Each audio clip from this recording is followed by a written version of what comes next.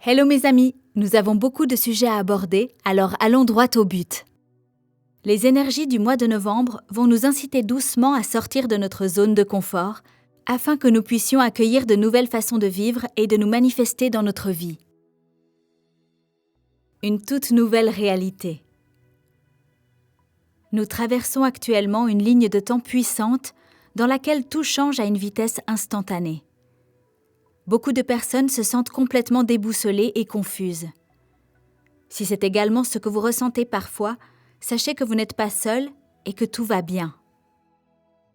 Ce nouveau monde centré sur le cœur attend de naître depuis un certain temps déjà, et nous en voyons maintenant les signes partout. Ce nouveau monde a patiemment donné à l'humanité le temps et l'espace dont elle avait besoin pour permettre à son âme de résoudre ses contrats karmiques. Si nous avons traversé une période difficile récemment, c'est parce que les contrats karmiques de notre âme ont été abordés et résolus. Une nouvelle façon de vivre est prête désormais à être pleinement réalisée dans notre existence, et c'est pourquoi les choses semblent un peu difficiles et vont un peu dans tous les sens pour tellement de personnes. Ce nouveau monde se prépare depuis très longtemps. Il a été mis en marche il y a des centaines d'années et s'est récemment ancré à pas de géant, surtout au cours des 60 dernières années. Ceci est le résultat de l'engagement personnel et du dévouement de tant de montreurs de chemin, de guérisseurs, d'enseignants, d'empathes, de mainteneurs d'espace, de tribus indigènes et de travailleurs de lumière qui ont ancré de grandes quantités de lumière dans la terre. Si vous êtes quelqu'un qui s'est récemment éveillé spirituellement, une grande partie de cela est due à tout le travail de lumière fait par ceux qui sont venus avant vous. Ils ont diligemment apporté leur lumière afin d'aider à élever la conscience de l'humanité. Prenons un moment pour exprimer notre gratitude à tous ceux qui ont ouvert la voie pour nous tous ici et maintenant. Quelle bénédiction! Au cours des prochains mois, nous allons expérimenter une fenêtre de temps très concentrée. Une fois utilisée, les énergies de cette fenêtre nous aideront collectivement à réaliser un pas de géant dans la conscience de l'humanité. Cela se manifestera aussi d'une façon qui nous rapprochera de notre famille d'âme. Cette famille d'âme nous donnera un sentiment de foyer et de sécurité. Il est important d'être attentif aux personnes qui vont entrer dans notre vie au cours des prochains mois, car beaucoup d'entre elles feront partie de notre famille d'âme, ce qui va nous aider à ancrer une lumière supérieure dans cette nouvelle réalité. Beaucoup d'entre nous se sont déjà alignés avec plusieurs membres de leur famille d'âme, mais bien sûr, les familles peuvent toujours s'agrandir pour inclure de nouveaux membres. Quelle est la nouvelle réalité ? La nouvelle réalité, c'est la nouvelle Terre, une réalité centrée sur le cœur basée sur l'amour, la transparence, la compassion, la bienveillance, la sagesse divine et l'égalité pour tous. Comment pouvons-nous nous aligner sur cette nouvelle réalité ? Bien qu'il existe de nombreuses façons de s'aligner sur la nouvelle Terre, vous trouverez ci-dessous quelques suggestions qui vous seront d'une très grande aide. L'authenticité. L'une des choses les plus efficaces que nous puissions faire pour nous aligner à la nouvelle Terre, c'est d'être complètement honnête, d'abord et avant tout avec nous-mêmes, puis avec le monde qui nous entoure. La première étape consiste à faire un rapide inventaire des aspects de notre vie où nous sommes déjà complètement authentiques, honnêtes et transparents, et à voir les autres aspects qui pourraient bénéficier d'un plus grand nombre de ces qualités.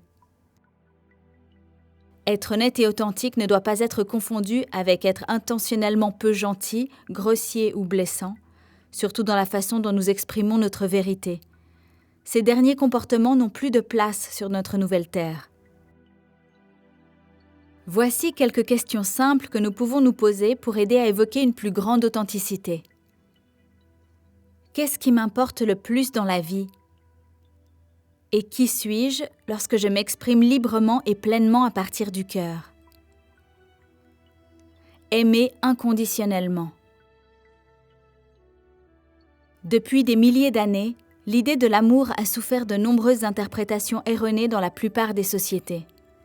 Les doctrines religieuses et philosophiques les médias et les traditions culturelles nous ont enseigné que pour faire l'expérience de l'amour, nous devions le mériter.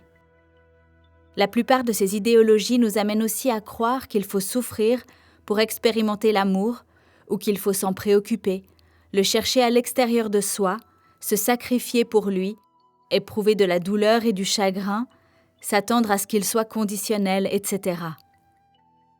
L'amour vrai et authentique est toujours facile, inconditionnel, expansif, joyeux, éternel, constant et sans jugement. C'est simplement la façon dont les gens ont mal interprété l'amour qui a créé l'illusion que c'est rien de moins que cela. Au cours des prochains mois, l'une des choses les plus importantes que nous puissions faire pour nous aligner à la nouvelle terre, c'est de redécouvrir ce qu'est vraiment l'amour, puis de commencer à aimer complètement. Nous commençons par nous aimer nous-mêmes, puis le monde qui nous entoure. Pendant tant de générations, on a enseigné à la plus grande partie de l'humanité qu'il est mal pour nous de nous aimer et de nous honorer nous-mêmes de la manière que nous sommes censés aimer et honorer les autres. Cette tradition est en fait l'une des principales raisons pour lesquelles l'humanité s'est autrefois éloignée de la connaissance de sa divinité et de ce que nous sommes réellement. On nous a appris à regarder à l'extérieur de nous-mêmes pour trouver la réponse, alors que depuis le début, elle était dans chaque fibre de notre être. Dieu merci, ces jours-là s'achèvent rapidement et chacun comprend de plus en plus que pour être la version la plus en expansion, la plus ouverte, la plus heureuse et la plus aimante de nous-mêmes, nous devons d'abord commencer par nous aimer vraiment.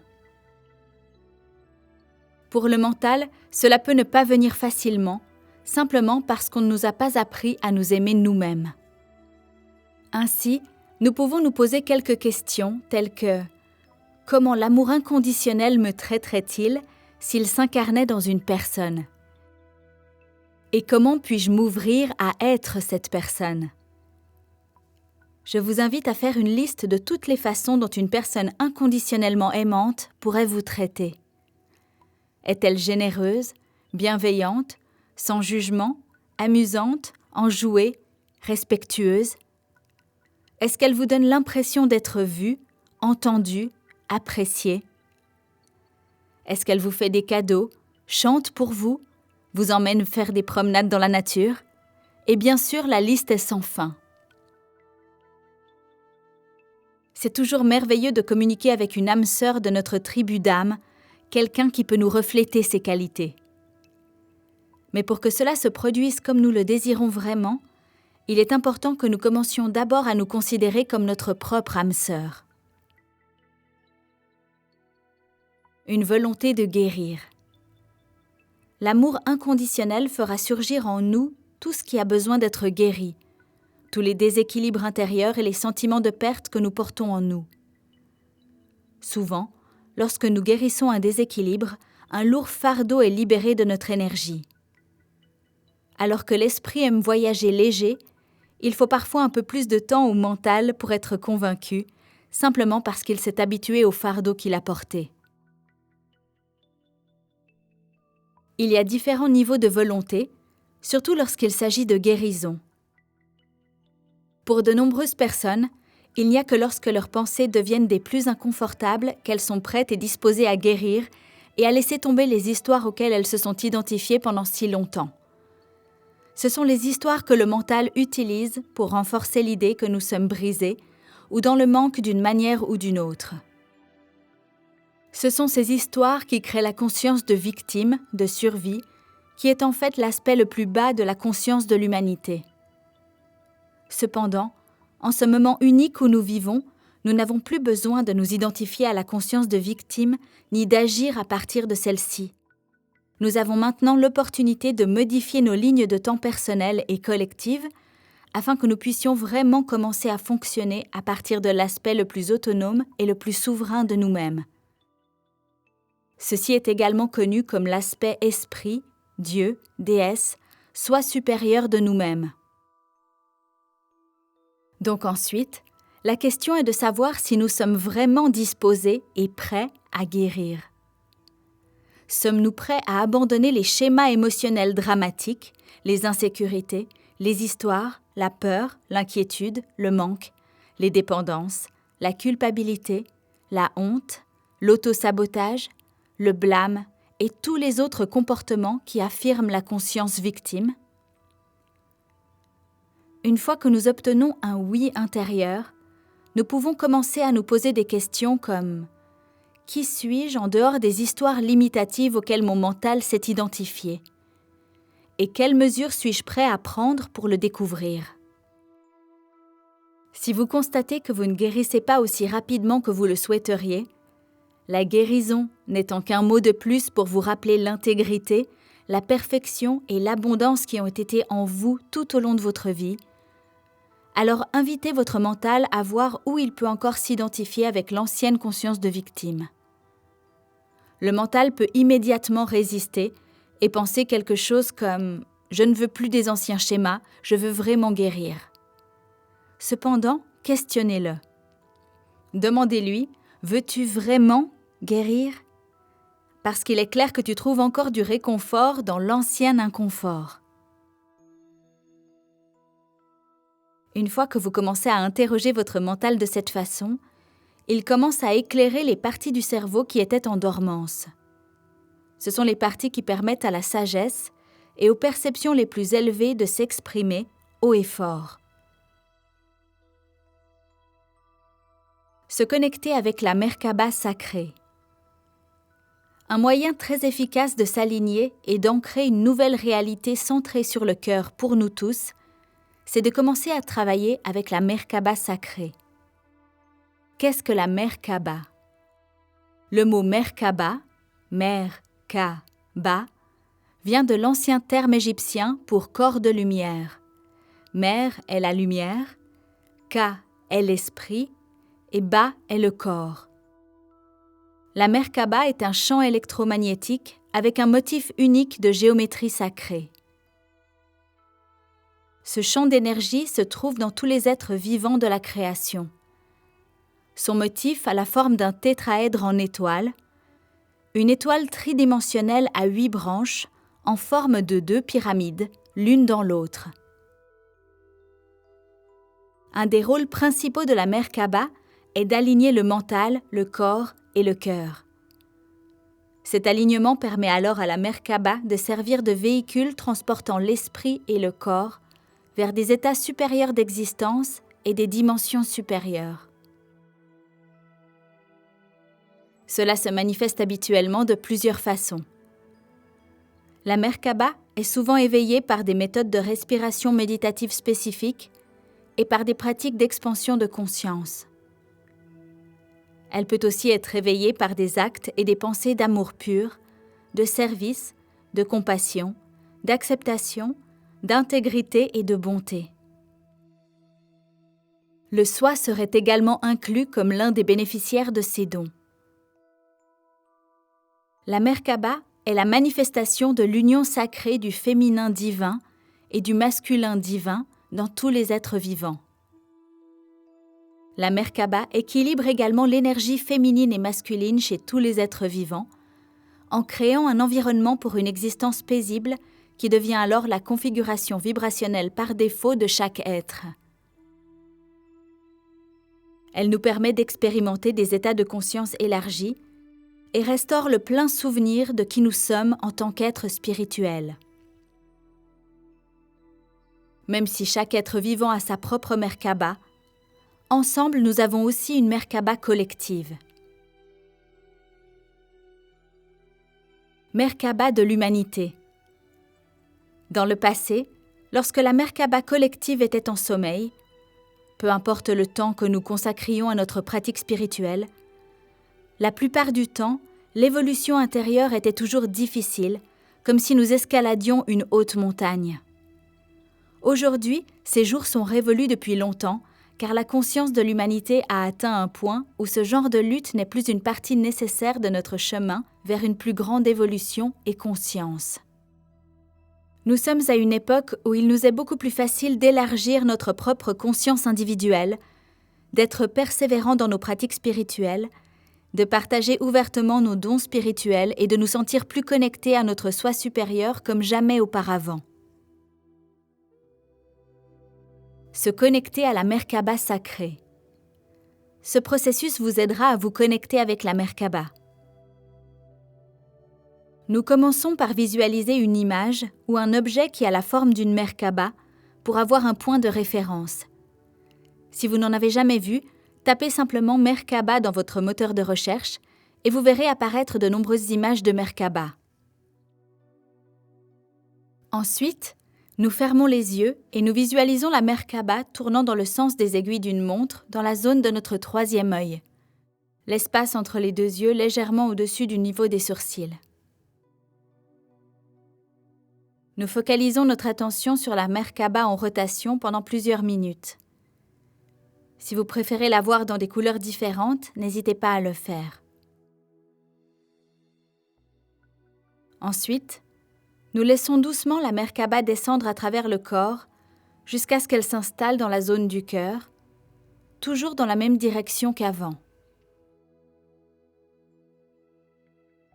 À partir de là, nous pouvons simplement focaliser notre attention sur la rotation pendant quelques minutes. Maintenant, avec notre main droite placée sur notre cœur, nous pouvons affirmer ce qui suit. Chère humanité, je te vois. Je t'aime et je sais qui tu es vraiment. Au nom de tous ceux qui t'ont fait ressentir quelque chose de moins que l'intégrité et la perfection que tu es vraiment, je suis tellement désolée. Pardonne-leur parce qu'ils n'en savaient pas plus à l'époque. Sache que tu es aimé au-delà de toute mesure maintenant et toujours, et je serai toujours là pour te le rappeler. Nous sommes une seule famille. Et qu'il en soit ainsi. Ensuite, nous nous imaginons tenir avec amour une terre miniature dans nos mains, de la taille d'un ballon de football. Ces mini-terres agissent comme des substituts de notre terre. Maintenant, nous voyons ces mini-terres se remplir d'amour inconditionnel et de compassion à partir de l'espace de notre cœur. Nous voyons cet amour venant de notre cœur, représenté par la lumière rose du féminin divin et la lumière vert émeraude du masculin divin. Nous voyons ces lumières rayonner de notre cœur, en s'entremêlant et en saturant chaque cellule, fibre et molécule de la terre dans nos mains.